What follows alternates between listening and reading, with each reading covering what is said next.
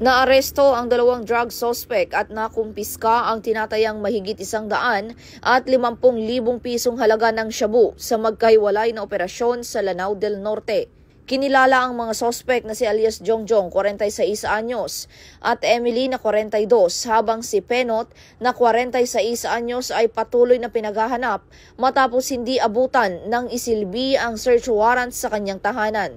Ayon kay Police Colonel Leo de Leon Suwa, Lanao del Norte Police Provincial Director, naaresto sina Jongjong at Emily sa bypass operation sa Purok 1, San Juan, Baroy, kung saan nakumpiska sa kanila ang 20 grams ng shabu na nagkakahalaga ng mahigit 100,000 piso, drug paraphernalia at 500 pisong marked money. Samantala, 200 gramo ng shabu ang nagkakahalaga ng mahigit 13,000 piso at drug paraphernalia ang nakuha mula sa bahay ni Penot sa Purok 3, Labuay, Maigo. Tinitiyak naman ng PNP na magpapatuloy ang kanilang mas pinaigting na kampanya kontra iligal na droga upang mapanatili ang kapayapaan sa lalawigan.